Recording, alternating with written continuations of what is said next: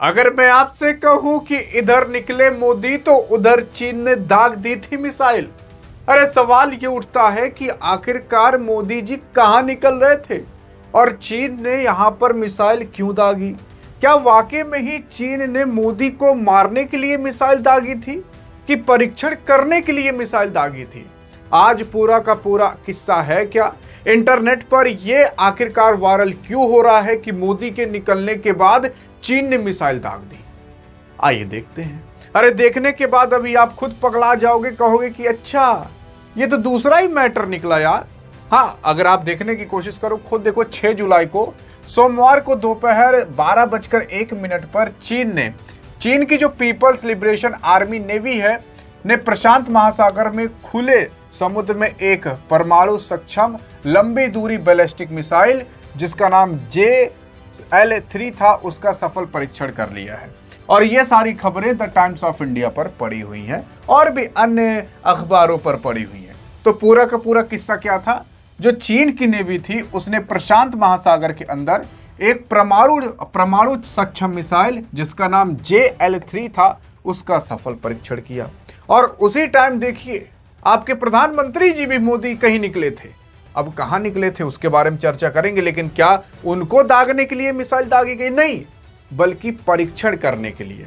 और जब चीन के रक्षा मंत्रालय प्रवक्ता ने इसके बारे में बताया, जिनका नाम यू कियान है, तो उन्होंने कहा कि भैया ये जो अभी यहाँ पर दागी गई है प्रशांत महासागर के अंदर ना, ये ICBM मिसाइल तो है लेकिन ये एक रूटीन है। मतलब हम इस तरीके से किया करते हैं, हमारा ये रूटीन है। अब क्या है कि जब भी किसी देश से ये पूछा जाता है कि आपने ऐसा क्यों किया, क्यों मिसाइल परीक्षण किया इतनी लंबी दूरी वाली, तो कहते हैं कि हमारे रूटीन का पार्ट था। अब रूटीन का पार्ट कहकर साइड हट लेते हैं, कोई कुछ कहता नहीं है। क्योंकि भारत भी कह देता है कि हम पाकिस्तान के पास मिसाइल टेस्ट इसलिए किए क्योंकि हमारे रूटीन में आता है। ऐसे काफ़ी सारी तमाम चीज़ें होती हैं जो कह दी जाती हैं कि ये रूटीन का युद्ध अभ्यास था, हम केवल युद्ध अभ्यास कर रहे थे और बाकी कुछ नहीं कर रहे थे। बाकी भले ही बहुत बड़ी मिसाइल का परीक्षण कर लिए हों। और उसी के साथ साथ आप देखिए तो सही, यहाँ पर अभी हाल फिलहाल जानकारी बिल्कुल सटीक है कि चीन की जो पीपल्स लिबरेशन आर्मी यानी कह सकते जो नेवी है ने ठीक उसी प्रशांत महासागर में एक अंतर महाद्वीपीय बैलिस्टिक मिसाइल यानी कि ICBM का सफल परीक्षण किया है, जिस दिन किंगडाओ बंदरगाह पर चीन और रूस के बीच ज्वाइंट C-26 नामक साझा यहाँ पर नौसैनिक युद्ध अभ्यास शुरू हुआ था। और उसी के साथ साथ चीनी नौसैनिक द्वारा प्रशांत महासागर में अंतर महाद्वीपीय बैलिस्टिक मिसाइल ICBM दागी जाने का समय PM मोदी के इंडोनेशिया यात्रा के मुख्य उद्देश्य रक्षा सहयोग और क्षेत्रीय सुरक्षा पर चर्चा का यहाँ पर विषय बना हुआ है। असल में प्रधानमंत्री मोदी जी कहीं और नहीं बल्कि इंडोनेशिया गए हुए हैं, वहां पर कुछ रक्षा की बात करने। तो एक बार वापस से इस आर्टिकल को पढ़ते हैं। चीनी नौसेना द्वारा प्रशांत महासागर में अंतर महाद्वीपीय बैलिस्टिक मिसाइल यानी कि ICBM जो मिसाइल अभी दागी गई है, दागे जाने का समय PM मोदी की इंडोनेशिया यात्रा का मुख्य उद्देश्य रक्षा सहयोग और क्षेत्रीय सुरक्षा पर चर्चा बना हुआ है। समझ आया? अब सवाल उठता है कि आखिरकार क्या हुआ है, कहां हुआ है, कैसे हुआ, इसके बारे में चर्चा करते हैं। तो ये मैप है और यहां पर है चाइना। अब क्या है ना, मैं आपको एक चीज बता देना चाहता हूं। प्रधानमंत्री मोदी जी यहां से यहां पर गए हैं। ये इंडोनेशिया है, ये इंडोनेशिया है, ये आप मान सकते हो इंडोनेशिया जो देश है ना, वो काफी छोटे छोटे द्वीप में टूटा हुआ है। अब क्या है, जो चाइना है ना, चाइना का हमेशा लड़ाई जानते हो आप, तो सुनते हो कि भारत से होते रहती है, मतलब वैसी लड़ाई नहीं होती, मतलब मुठभेड़ होती रहती है। लेकिन चाइना का मुख्य लड़ाई इस साउथ चाइना सी के अंदर होता रहता है। अब चाइना जो है यहाँ पर कभी वियतनाम से लड़ता रहेगा, ये वियतनाम है। वियतनाम को हाल फिलहाल भारत ने ब्रह्मोस मिसाइल भी दिया है। और चाइना सोचता है कि यहाँ पर हमारा पूरा का पूरा इन्फ्लुएंस रहे, हमारा दबदबा रहे। चाइना सोचता है कि यहाँ की जो मछलियाँ सारा रिसोर्स हम ले लें। वियतनाम सोचता है हम ले लें। ऐसे फिलीपींस सोचता है, ऐसे कई सारे देश सोचते हैं। यहाँ पर छोटा ताइवान है, इसको कब्जियाने के लिए अभी चाइना लगा हुआ है। तो इतने एरिया के अंदर हमेशा कुछ ना कुछ चक्कर पकड़ चाइना करते रहता है। तो चाइना की यहाँ पर किसी से पटती नहीं है।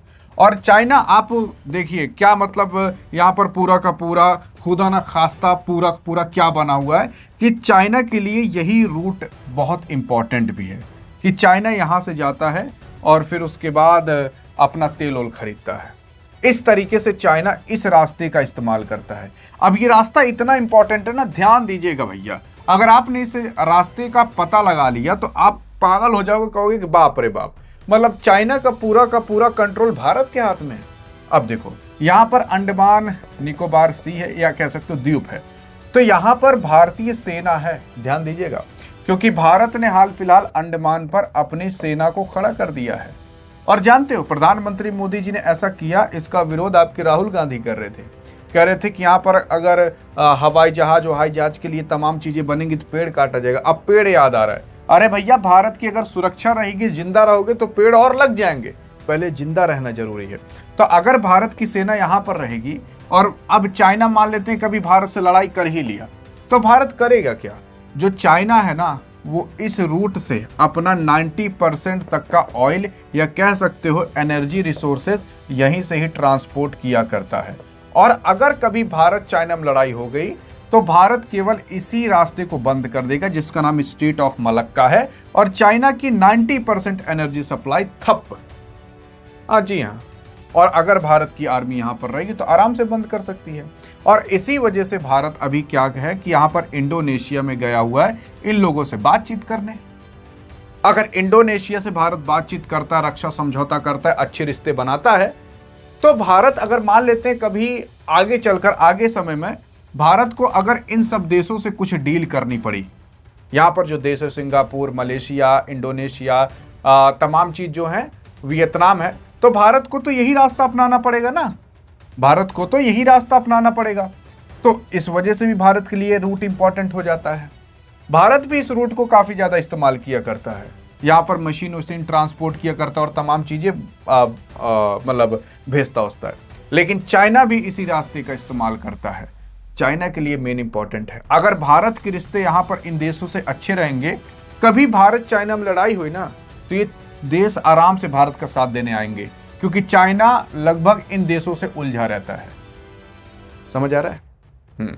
तो यही मेन कारण है प्रधानमंत्री मोदी जी यहां पर गए हुए हैं, ताकि इंडोनेशिया से अच्छे रिश्ते हों और ट्रेड हो, और बाकी अगर कभी चाइना भारत से कभी मुठभेड़ करे तो उसका जवाब भी दिया जा सके।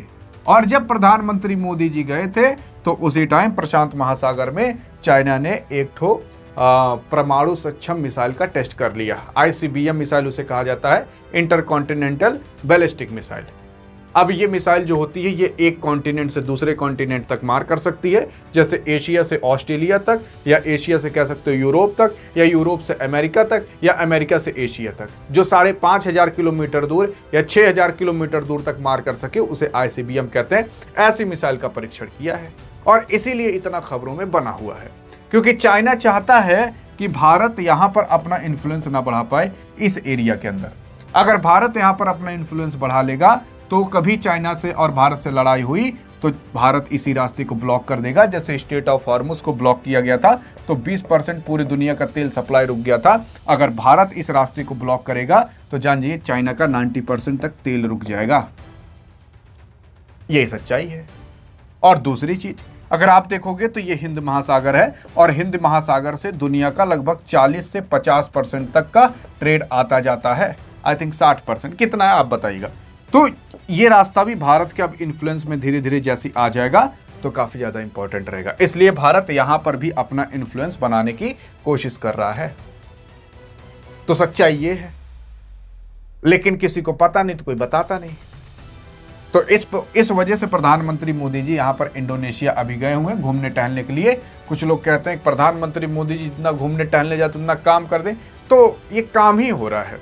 तो ये जो सारे अभी काम हो रहे अंतर्राष्ट्रीय लेवल पर, या आपको आज से आने वाले 2 साल बाद, 3 साल बाद, 5 साल बाद बेनिफिट देंगे।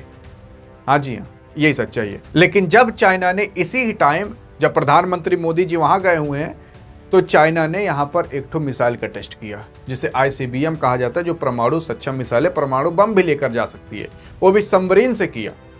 तो जानते हो केवल भारत ही नहीं बल्कि न्यूजीलैंड भी गुस्सा आ गया। कहा कि यार चाइना तुम ये क्या कर रहे हो, ये कौन सी तुम्हारी हरकत है।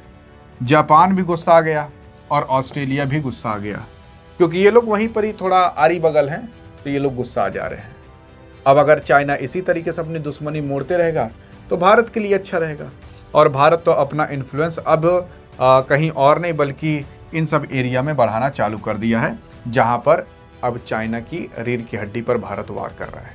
बाकी आपको क्या लगता है, क्या भारत इस तरीके से कंट्रोल कर सकता है चाइना को? अरे बिल्कुल आराम से कर सकता है, लेकिन एक भारतीय नागरिक होने के नाते देखते हैं आप क्या सोचते हो, देखते हैं आपकी क्या राय है। और अगर आपकी राय सबसे अच्छी रही तो आपके कमेंट को हार्ट भी दे दिया जाएगा और पिन भी कर दिया जाएगा। अधिक जानकारी चाहिए तो इस वीडियो में मिलते हैं, तब तक के लिए जय हिंद जय भारत।